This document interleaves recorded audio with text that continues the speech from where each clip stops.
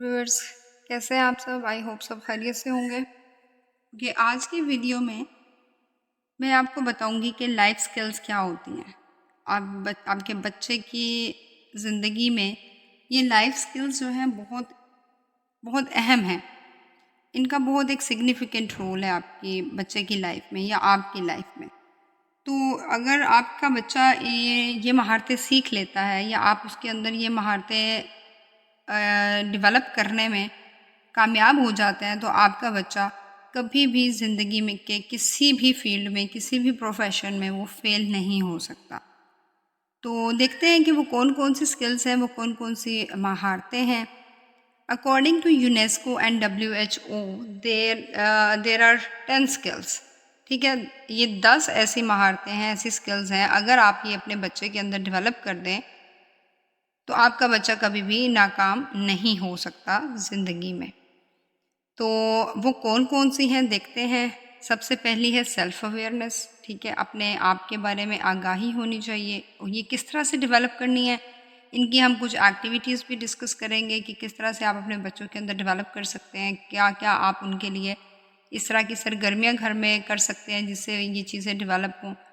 दूसरे नंबर पे जो आती है स्किल, वो है एम्पैथी। एम्पैथी होता है कि आपने मतलब किसी दूसरे के दर्द को समझना, हमदर्द होना। ठीक है, तीसरी जो स्किल है वो है क्रिटिकल थिंकिंग, एक तनकीदी सोच रखना, यानी अच्छा क्या है बुरा क्या है आप खुद एनालिसिस कर सकें। उसके बाद है क्रिएटिव थिंकिंग, तख्लीकी सोच पैदा करना बच्चों के अंदर। नंबर 5, डिसीजन मेकिंग, बच्चों के अंदर फैसला करने की एक सलाहियत होनी चाहिए।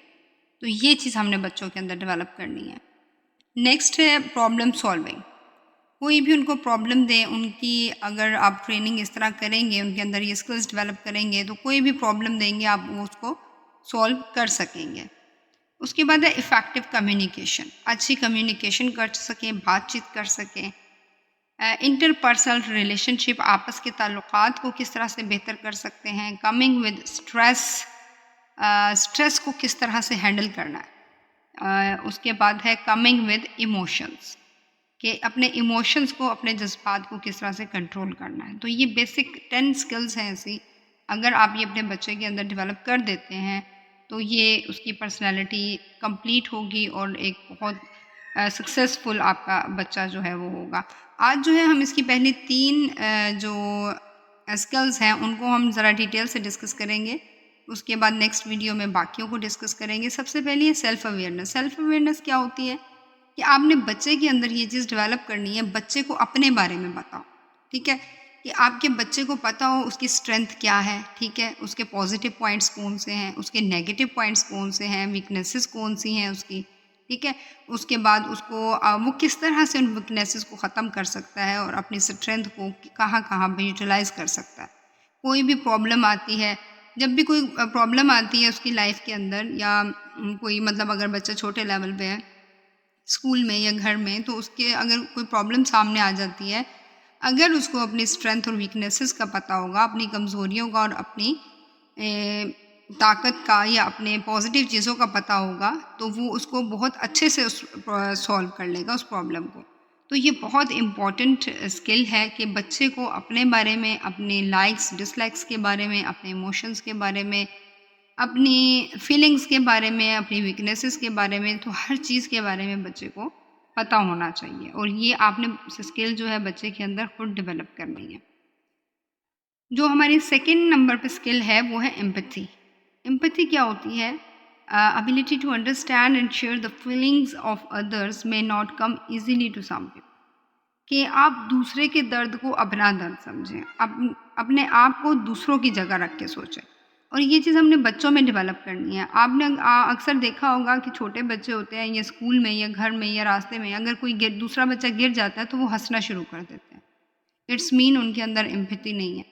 तो उनको आपने यहाँ पे सिखाना है, यहाँ पे उनको बताएं कि बेटा अगर आप उसकी जगह पे होते तो, और अगर आपको चोट लगती तो क्या ये लोग हंसते, तो क्या आपको अच्छा लगता? तो ये छोटी छोटी बातें हैं जिनको हम इग्नोर कर देते हैं, और इनसे बच्चे की पर्सनैलिटी, एक उसको कामयाब इंसान बनने में ये रुकावट आ जाती है फिर। तो हमने बच्चों को ये चीज़ें सिखानी है कि किसी को चोट लगी है, आपने हंसना नहीं है, उसकी हेल्प करनी है भाग के। आप आपस में बहन भाइयों में एक दूसरे का मजाक नहीं उड़ाना है, ठीक है। कंपैरिजन नहीं करना। आप ये पेरेंट्स का काम है कि कंपैरिजन नहीं करना चाहिए बच्चों का। मैंने एक वीडियो में ये बात की थी, मैं इस पर बहुत ज़्यादा स्ट्रेस देती हूँ। कंपैरिजन मत करें। हर बच्चे जो हैं वो, उनकी एक इंडिविजुअल पर्सनैलिटी है, इंडिविजुअल डिफरेंसेस, ये एक कुदरती अमल है। तो कंपैरिजन मत करें।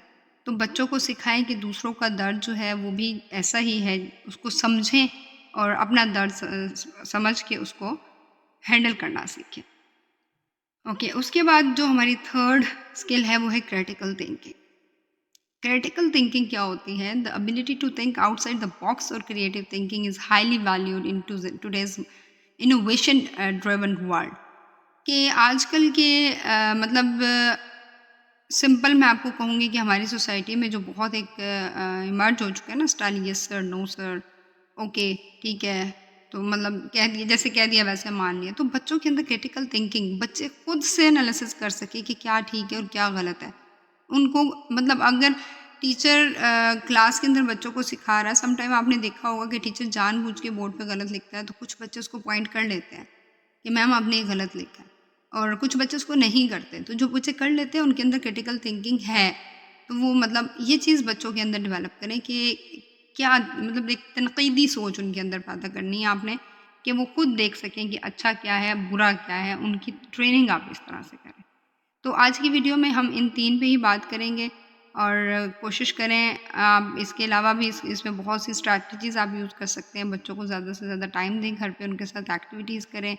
आजकल तो कुछ भी मुश्किल नहीं है, आप गूगल पे जाएं, सर्च करें अपने बच्चों की ट्रेनिंग के बारे में, तो बहुत कुछ आपको मिलेगा किस तरह से आपने टाइम स्पेंड करना है उनके साथ।